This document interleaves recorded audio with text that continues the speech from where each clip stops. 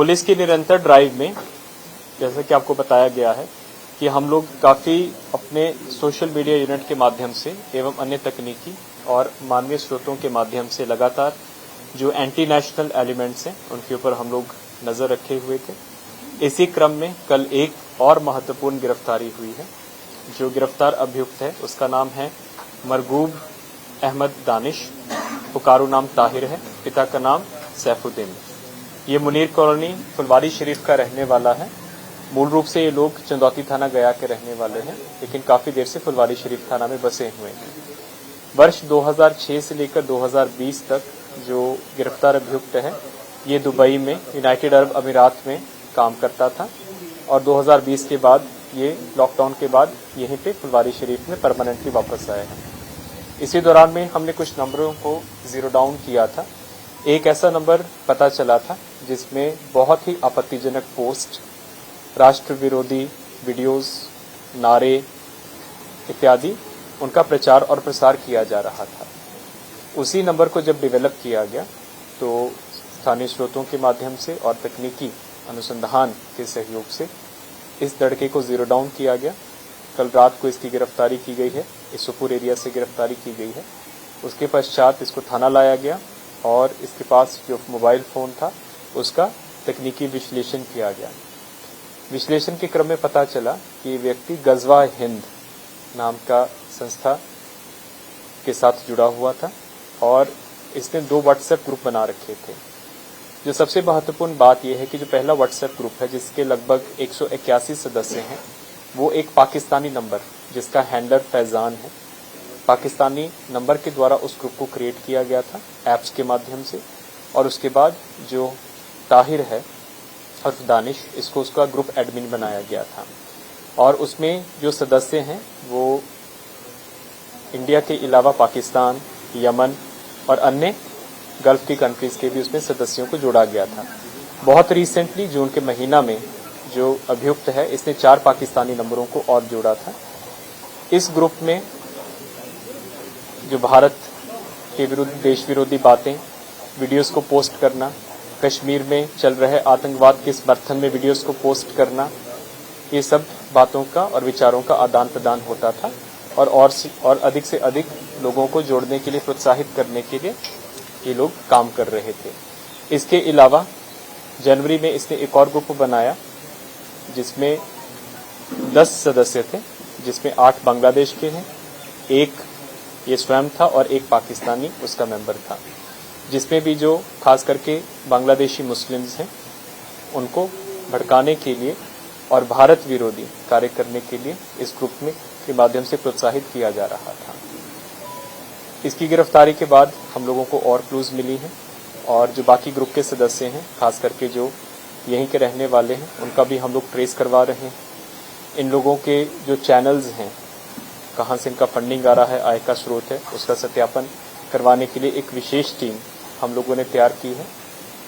ये ग्रुप 2023 में डायरेक्ट जिहाद नाम का एक स्लोगन देके रखा हुआ था और इसके जो ग्रुप आइकॉन्स थे दोनों ग्रुप में, उसमें हिंदुस्तान का नक्शा था जिसके ऊपर पाकिस्तान के फ्लैग को चिपकाया गया था। तो ये बहुत ही कट्टरपंथी ग्रुप है और ये बिल्कुल ही ब्रेन वॉश्ड कैडर है गजवा हिंद का और एक आइडियोलॉग है और अपनी विचारधारा से, जो कि एंटी नेशनल देश विरोधी विचारधारा है, उससे अधिक युवाओं के जोड़ने में प्रयासरत था।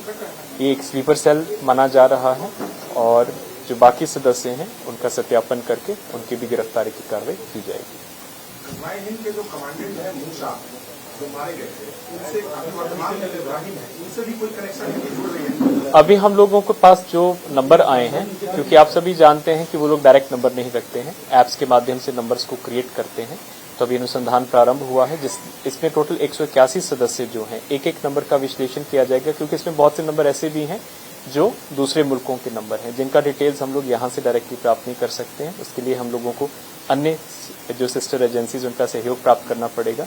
तो हो सकता है कि उस तकनीकी विश्लेषण में कोई इस प्रकार के नंबर भी हम लोगों के प्रकाश में आए। 2023 को लेकर क्या मैसेजिंग थी और इसमें कितने एक्टिव थे, किस तरीके के मोडस ऑपरेंडी के साथ ये जो मैसेजिंग है वो करते हैं? वीडियोस भी थे क्या अभी के सिनेरियो में?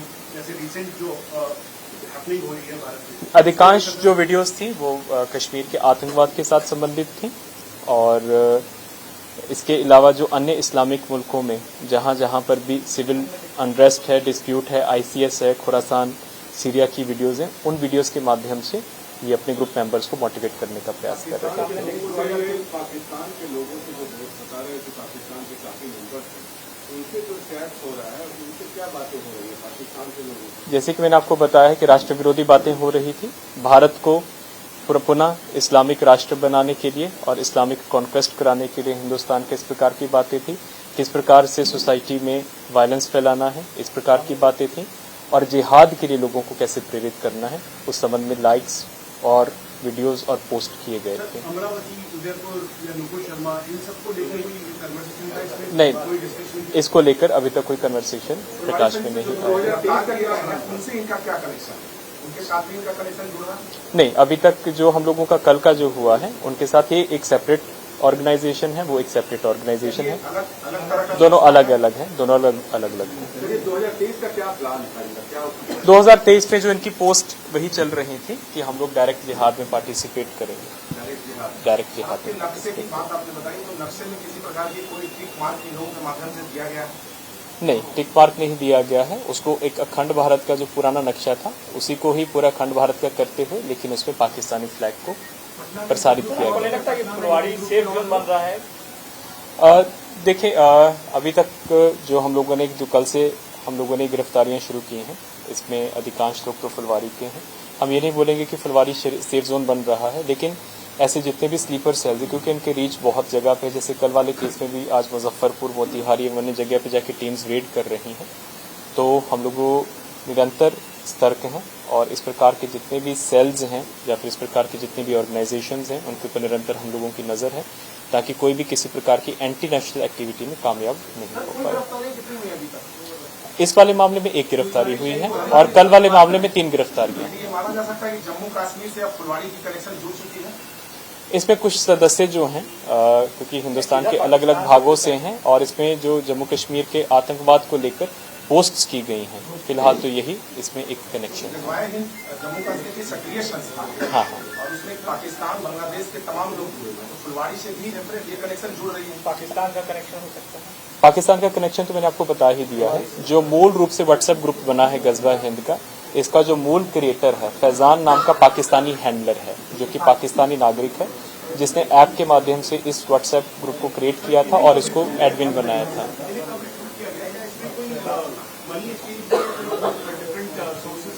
अभी क्योंकि बिल्कुल पूछताछ चल रही है फिलहाल, क्योंकि बाहर रहा है, जैसे मैंने आपको बताया कि लगभग 14 साल ये गल्फ में, यूनाइटेड अरब अमीरात में रहा है, तो अभी तक तो हम लोग यही मान के चल रहे हैं कि वहाँ पे भी हो सकता है कि संपर्क में आया। जो एक्टिव कार्यकर्ता हुआ है 2020 से हुआ। पाकिस्तान के कोई बड़े कमांडर होते हैं वहाँ के, उनसे कोई संपर्क किया? उसके हम लोग अनुसंधान करेंगे, क्योंकि आप सभी वाकिफ हैं कि जो व्हाट्सएप ग्रुप के नाम होते हैं वो सीडोनेम्स होते हैं, और जब उन फोन नंबर्स को डेवलप किया जाएगा तो हो सकता है कि इस प्रकार का जो बातें हैं प्रकाश में हैं। ग्रुप से जुड़ा था, ये कुछ जानकारी मिल पाई है क्या? ग्रुप से कब जुड़ा और क्या कोई मनी ट्रेल हुआ है?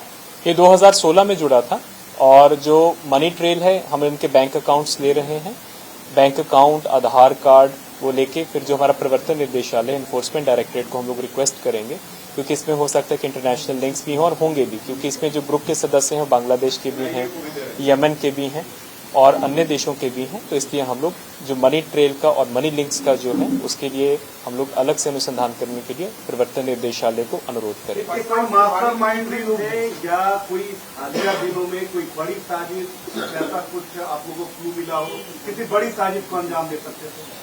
अभी तक तो जो अनुसंधान हुआ है उसमें जैसे मैंने आपको बताया कि वर्ष 2023 में डायरेक्ट जिहाद नाम की पोस्ट को ये लोग काफी कर रहे थे, तो उसमें क्या साजिश थी अभी इनका इंटेरोगेशन चल रहा है, तो हो सकता है कि कोई ना कोई इस प्रकार का कार्रवाई करे। 183 लोग हैं, उसमें बिहार के कितने लोग?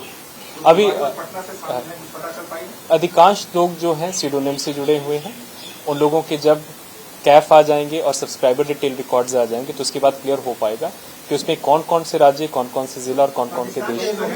हाँ, पाकिस्तान के, हाँ जी जी। क्या रहा था सर? रिक्रूट कर रहा था या फिर मतलब इनिशिएट कर रहा था, इंस्टिगेट कर रहा था, क्या कर रहा था? एक तो वही रेडिकलाइजेशन और उसके बाद देश विरोधी गतिविधियों को प्रोत्साहित करने के लिए वीडियो क्लिप्स को शेयर करना और कि अल्पसंख्यक समुदाय के लोगों को यहाँ पे सप्रेस किया जा रहा है, तो इस प्रकार की पोस्ट्स और वीडियोस वहाँ पे थे।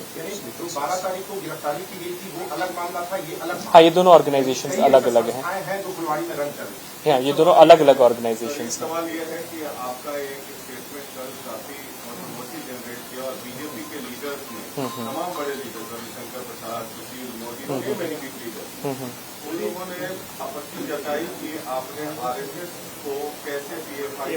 नहीं, देखिए, बिल्कुल एक सिलेक्टिव मिस इंटरप्रिटेशन है, इसको मैं पहले भी क्लैरिफाई कर चुका हूँ। कल का जो प्रेस कॉन्फ्रेंस हुआ था, आप लोग सभी उसमें अधिकांश लोग शामिल थे, तो एक आप ही के जो पत्रकार बंधु ने क्वेश्चन किया था कि इस ग्रुप की कार्यशैली क्या है, तो हमारे पास जो डॉक्यूमेंट्स आए थे और जो उनकी इंटेरोगेशन रिपोर्ट जो कि राइटिंग में है, रिकॉर्डिंग में है और जो कि कोर्ट के समक्ष प्रस्तुत भी की गई है, उसमें उन्होंने जिस कार्यशैली का जिक्र किया था एक संस्था का नाम देते हुए, उसी कार्यशैली को सिर्फ बताया गया था कि ये कार्यशैली ये अपना रहे थे। इसमें किसी भी प्रकार के दो संगठनों की तुलना करना या फिर उनका आपस में कंपैरिजन करना, ये बिल्कुल कोई उद्देश्य नहीं था और ये बिल्कुल निरार्थक बात है। फुलवारी शरीफ मामले में कुछ बताएंगे कि क्या नई जानकारी क्या है? किस वाले मामले में? PFI पीएफआई वाला, जो जैसे कि आपको बताया कि टोटल 26 उसमें नामजद अभियुक्त हैं और हम लोगों को और भी व्हाट्सएप ग्रुप्स मिले हैं। कुछ लोगों को हम लोगों ने हिरासत में लेकर पूछताछ भी किया था, तो उसमें अधिकांश अभी जो हमारी टीम्स है, 2 टीम्स बनी हुई हैं, मुजफ्फरपुर और मोतिहारी में जाके हम लोग छापामारी कर रहे हैं। ये मौलवी और फकनिया, ये 2016 में संभवतः पास किया ना। पीएफआई और एसडीपीआई जो दोनों ऑर्गेनाइजेशंस हैं, वर्तमान में बिहार में प्रोस्क्राइब्ड ऑर्गेनाइजेशंस हैं। कितने लोगों की जो गिरफ्तारी हुई है, कितने लोगों की गिरफ्तारी हुई है जिनकी संलिप्तता आ रही है, बाई नेम एफआईआर जिनके ऊपर हुई है, क्या किसी पूर्व में किसी बड़ी साजिश को इन्होंने अंजाम दिया है, किसी घटना में इनकी संलिप्तता रही है? जो कल वाली एफआईआर हुई है उसमें आपको मैंने कल भी बताया था कि उसमें जो अथर परवेज पकड़े गए थे, उनके जो अपने भाई हैं मंजूर परवेज, वो सिमी के एक्टिविस्ट कार्यकर्ता थे और जब सिमी को बैन किया गया था वर्ष 2001 में, उसके बाद भी उस संस्था की, प्रतिबंधित संस्था की गतिविधियों को प्रचार प्रसार करने के आरोप में उनको गिरफ्तार किया गया था। और उसके बाद जो गांधी मैदान ब्लास्ट हुआ था वर्ष 2013 में, जो ब्लास्ट केसेस हुए थे, उसमें जितने भी अभियुक्त थे उसमें जो अथर परवेज है वो उसमें बेलर का काम किया था। मामले में टोटल कितने अरेस्ट हुए हैं अभी तक और कितने 2 एफआईआर हुई हैं। कल वाला जो पीएफआई और एसटीपी वाला एफआईआर, उसमें टोटल 3 अरेस्ट हुए हैं। कुछ लोगों को डिटेन किया गया था लेकिन उनसे पूछताछ करके उनको छोड़ा गया क्योंकि उनकी संलिप्तता प्रकाश में नहीं आई है। और आज के मामले में अभी एक ही गिरफ्तारी हुई है ताहिर की। टोटल 4 गिरफ्तारियां हुई हैं।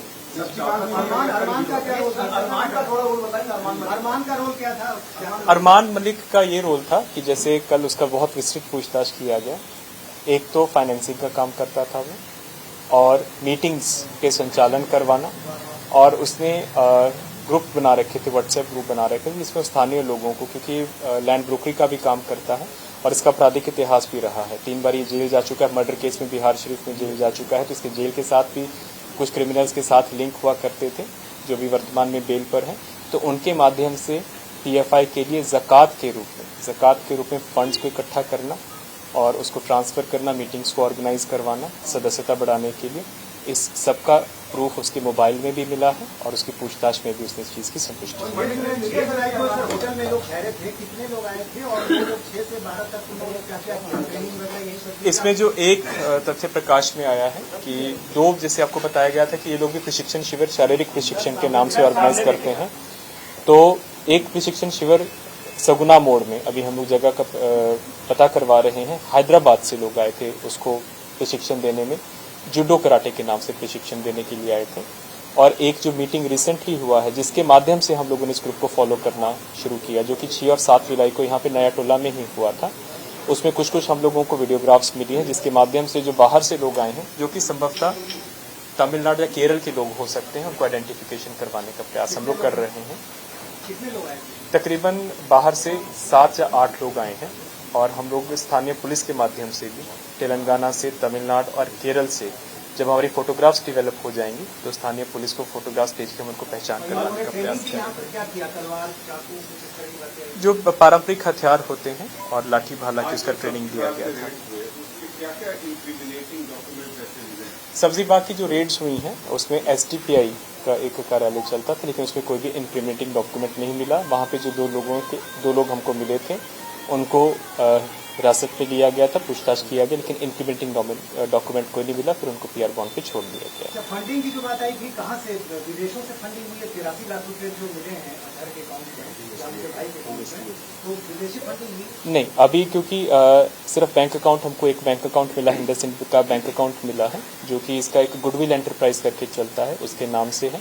उसमें हम लोगों ने संबंधित बैंक को उसके ट्रांजैक्शन डिटेल्स के लिए भेजा गया है, लेकिन अभी तक वो हमको ट्रांजैक्शन डिटेल्स प्राप्त नहीं हुए। बैंक का नाम बता पाएंगे? इंडसइंड बैंक है सर, बहुत उसी का जो FIR हुई है उस FIR में प्रधानमंत्री नरेंद्र मोदी के 12 जुलाई के दौरे में गड़बड़ी करने की आशंका। हाँ, वो उसका कल क्लियर हुआ है। जो हम लोगों का पूछताछ हुआ है, इंटरोगेशन क्रम में बताया कि इनका जो मूल प्लान था कि माननीय प्रधानमंत्री जो 12 जुलाई को जिनका पटना भ्रमण था शताब्दी स्मारक को लेकर विधानमंडल के, उसमें ये लोग मुस्लिम बहुल क्षेत्र, एक तो कारगिल चौक पीर बहौर से और फुलवारी शरीफ में टोकन प्रोटेस्ट ऑर्गेनाइज करवाते, एक जुलूस और फिर धरना प्रदर्शन करवाते CANRC, ट्रिपल तलाक और नुपुर शर्मा के मुद्दे पर। लेकिन क्योंकि 11 तारीख को ही हम लोगों को, से पहले 6 और 7 जुलाई की जो मीटिंग हुआ था उसमें हम लोगों को इस चीज़ का क्लू पता चल गया था और हम फॉलो कर रहे थे। 11 जुलाई को रेड्स होनी शुरू हो गई, तो ये प्रोग्राम पोस्टपोन कर दिए गए थे, स्थगित कर दिए गए थे कि इसको कर नहीं पाए थे। ना घटना को अभी तक उस मामले में कोई भी तथ्य नहीं मिला। आने वाले थे, तो क्या 11 को जो अरेस्ट हुई उसका 12 को आप लोग एयरपोर्ट से कुछ ऐसा सामान वायर सब मिला था? नहीं, इस प्रकार की कोई जब्ती नहीं है। सर ये फंड के पीछे क्या कतर या फिर और कोई कंट्रीज का एडवाइजर जो सिंपथाइजर बहुत होंगे, उसको बैकड्रॉप में जाकर ये क्या कतर के थ्रू भी रूट मिल रहा है, ऐसा इन्वेस्टिगेशन? यह अभी इन्वेस्टिगेशन का पार्ट है, अभी इस पर अनुसंधान होना है। क्योंकि जो आज वाली गिरफ्तारी है इसमें जो बहुत से मेंबर्स हैं, गल्फ कंट्रीज के भी मेंबर्स हैं, तो एक संभावना हो सकती है। उसके लिए हम लोग इन्फोर्समेंट डायरेक्टरेट की मदद लेंगे। पर्चा लीक की पैम्फलेट्स मिले थे, हाँ, लेकिन अभी तक इंटरोगेशन में इन लोगों ने उस चीज को कन्फेस नहीं किया। हो सकता है कि वो कोई अन्य ग्रुप हो। केरल के रसलान का जिक्र है FIR में भी। हाँ, तमिलनाडु के इनका क्या रोल था? और यही जो है, जो ओवरऑल इंचार्ज हैं यहाँ पे बिहार का, वही देखते हैं, ऑफिस बीरर वही है। जलाउद्दीन के बेटे ने पटना पुलिस को गंभीर आरोप लगाए, कोई भी डॉक्यूमेंट नहीं मिला। सब डॉक्यूमेंट्स जो हैं उनके ऑफिस से सीज हुए हैं और हमारे पास उसका सारा प्रूफ भी है और उसके स्वतंत्र साक्षी भी हैं, जब्ती सूची। Role of empowered India foundation का जिक्र है उस FIR में, उनके जो रीजन डॉक्यूमेंट मिले हैं, उसका क्या रिश्ता है इससे? अभी हम लोग उस फाउंडेशन के बारे में पता कर रहे हैं, क्योंकि उस फाउंडेशन के बारे में हम लोगों को आज तक कभी जानकारी नहीं थी। फाउंडेशन का कभी नाम कभी किसी ने सुना भी नहीं था। तो हम लोग जो हमारे सहयोगी इंटेलिजेंस एजेंसीज हैं, हम लोग उनसे अनुरोध करेंगे कि अगर उनके पास इस फाउंडेशन के संबंधित कोई इन्फॉर्मेशन या कोई लिटरेचर उसे प्राप्त करेंगे तो हो सकता है कि हम लोग बेहतर लिंक्स निकाल पाएं। एक जो गिरफ्तारी हुई थी सर, मोहम्मद जलालुद्दीन झारखंड पुलिस में, हाँ, रिटायर्ड सब इंस्पेक्टर है। क्या उनका जो बैकग्राउंड है उस तरफ से विवादास्पद या संदेह की घेरे में, क्योंकि बहुत सारी बातें आ रही हैं, यौन उत्पीड़न का भी मामला आ रहा है उन पर। यौन उत्पीड़न का मामला इसके ऊपर था, नहीं, जलालुद्दीन के ऊपर नहीं था, अरमान मलिक के ऊपर था। अरमान मलिक बिहार शरीफ से मर्डर केस, मुन्ना मलिक के मर्डर केस में जेल जा चुका है, जिसमें इसकी कन्विक्शन भी हुई है, सजा याफ्ता है, और उसके बाद अपील करके हाई कोर्ट से बेल हुआ था। ठीक है, उसमें सजा याफ्ता। उसके बाद संभवतः गांधी मैदान जब पीर बहौर थाना में वर्ष 2017 में इमोरल ट्रैफिकिंग प्रिवेंशन एक्ट का केस हुआ था, जिसमें बंगाल की कुछ लड़की को रेस्क्यू किया गया था, जिसमें ये नामजद अभियुक्त था। तो ये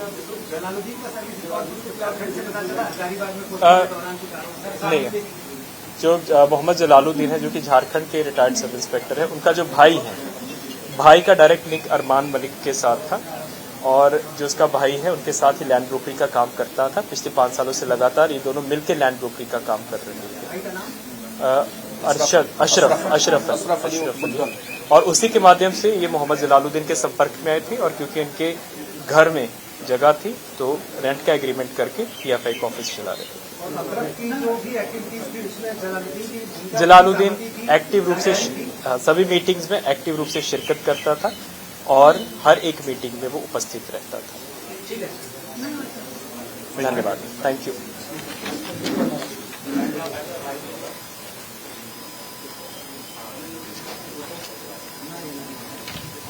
एक क्वेश्चन ये है कि जो 26 नामजद आरोपित हैं,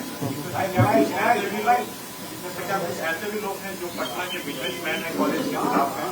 हम उनका सत्यापन करा रहे हैं और आज क्योंकि हमारे पास नाम आए हैं, आज अलग अलग टीम्स उनका सत्यापन करा रही हैं, तो मैं ये कह सकता हूं कि अलग अलग व्यवसाय से जुड़े हुए लोग, अलग अलग व्यवसाय से। कितने लोगों ने ट्रेनिंग ली इन लोगों के जरिए अब तक कुछ इस तरह का आंकड़ा मिला है?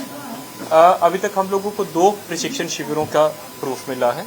एक दिसंबर के एंड में सगुना मोड़ दानापुर एरिया में आयोजित किया गया था और एक 6 और 7 जुलाई को नया टोला में दिया गया था, जिसमें एग्जैक्ट कितने लोग शामिल हुए वो पता नहीं चल रहे हैं। कुछ जो डॉक्यूमेंट्स भी डॉक्यूमेंट्स का हम लोग खंगाल रहे हैं और इनके जो फ़ोन है, फ़ोन में कुछ वीडियोग्राफ्स भी हैं, फोटोग्राफ्स भी हैं, तो उसका हम लोग मोबाइल एक्सट्रैक्ट विधि विज्ञान प्रयोगशाला से निकलवा के और उसे स्पष्ट होगा कि इस प्रकार के कितने लोग शामिल होते रहे। ट्रेनर कितने आए थे 6 जुलाई को? लगभग 7-8 की संख्या में आए थे और सदर्न स्टेट से आए थे, संभवतः केरल और तमिलनाडु से आए थे। धन्यवाद।